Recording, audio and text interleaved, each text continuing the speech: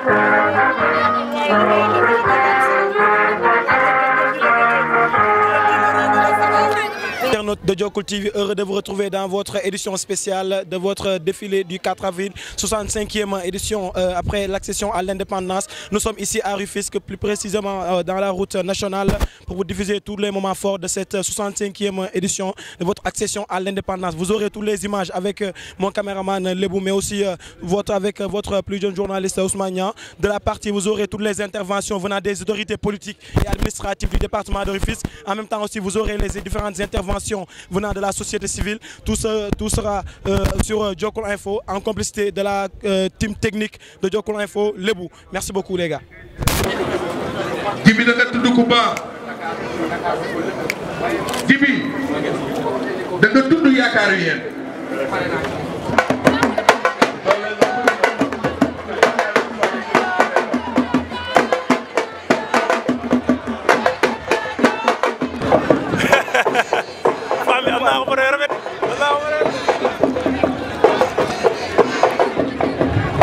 Alors l'IEF de Diamniadio, les magasins de Diamniadio.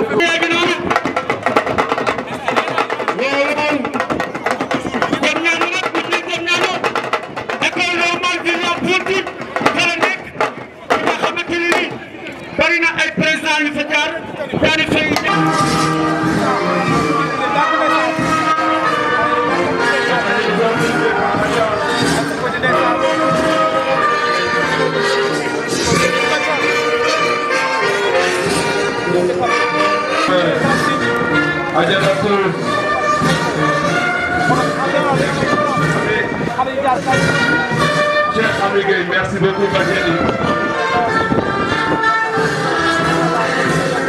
Commencer cette défilé scolaire par l'école élémentaire Saint-Pégal de Sœur. Appuyé également par Madame le maire HTB de Rufisque Ouest. Aloïs et mes élèves. Commune de Rufisque.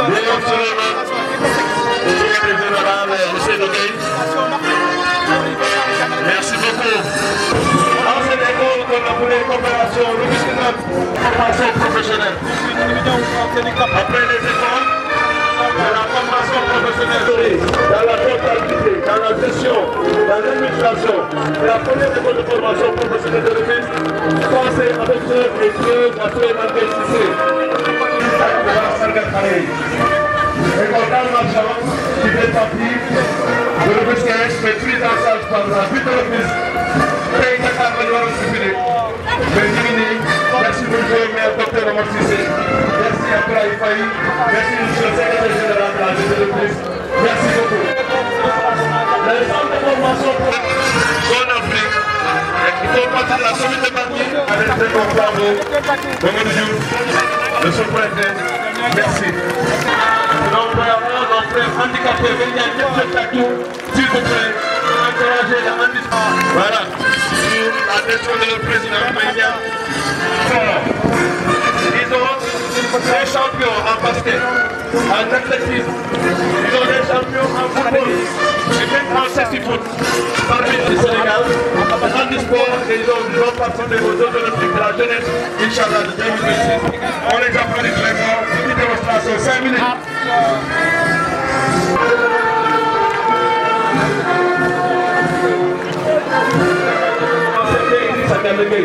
Un partenaire soirée parmi eux est sorti aujourd'hui qui a récupéré notre fierté au niveau national et international. Sadio Mané, c'est l'académie. Allez, avancez pour permettre aux autres de faire leur démonstration. Avancez-les. Merci, ça va. Ils sont passés à Guy-Mouride. Le maire Eliman Saro Semen, qui a devenu garde-corps. Pour que nous disions, docteur Omar Cissé. Parce qu'ils sont en train de montrer que l'école et le sport sont communs. Amitié de la CRTP. Nous, c'est les entraîneurs. Monsieur le maire, Omar Cissé, le taquet de là. Monsieur le excellent président de la République, son excellency à Sédou est parti pour montrer l'amour promoteur de cette jeune commune.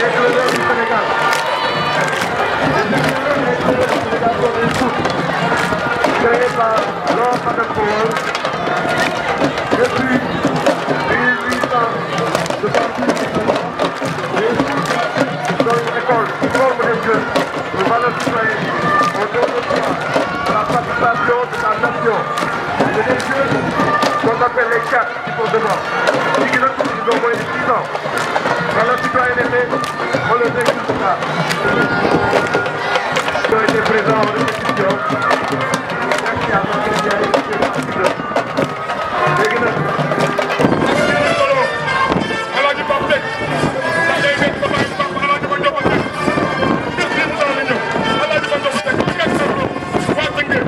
Merci à notre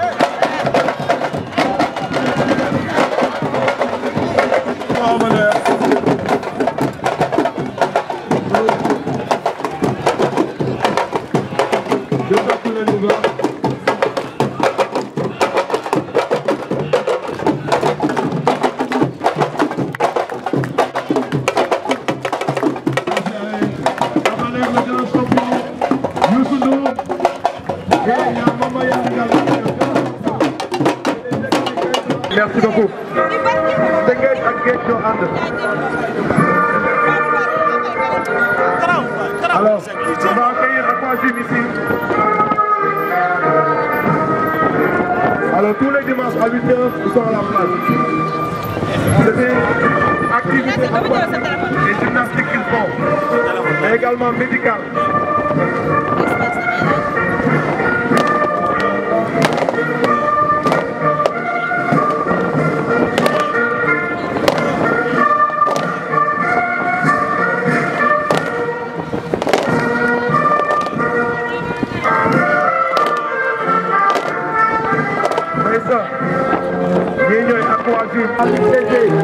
Merci à la DST, Chandouk, vraiment merci.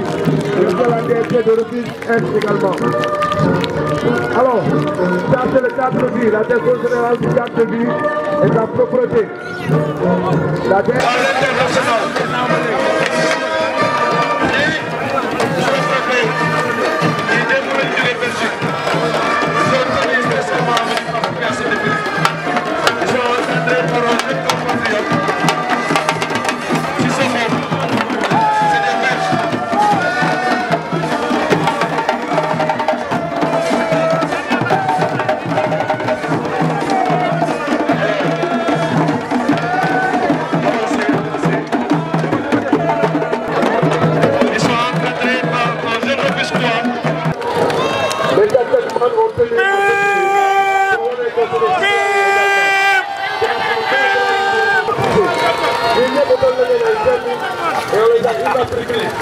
pour la direction et l'inspiration de monsieur le préfet, ils ont tenu tout à la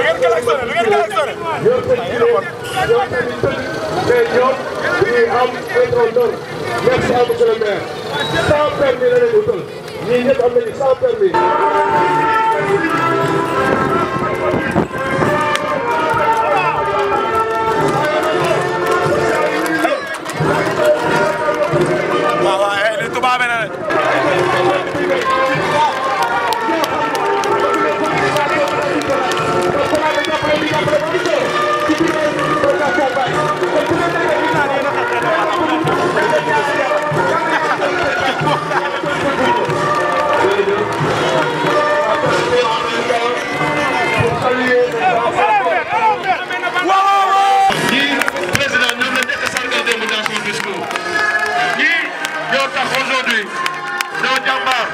ñu respecté leen au Liban au Sinaï bu ñu demee Libéria ñoom ñoo fa nekkoon bu ñu demee Congo ñoo fa nekkoon ñii ñoo demoon guerre yi.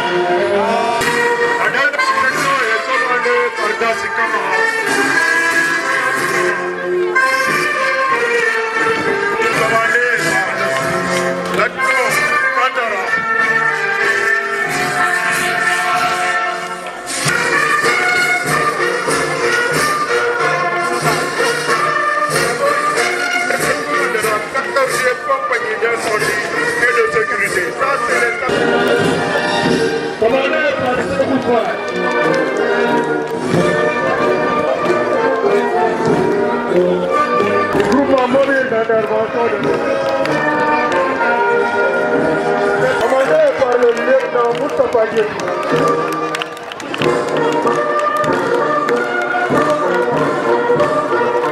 Nous avons ici la représentation de la maison d'arrêt et de correction. Balancez les gars. C'est le moment, c'est le moment, c'est le moment. Commandé par le capitaine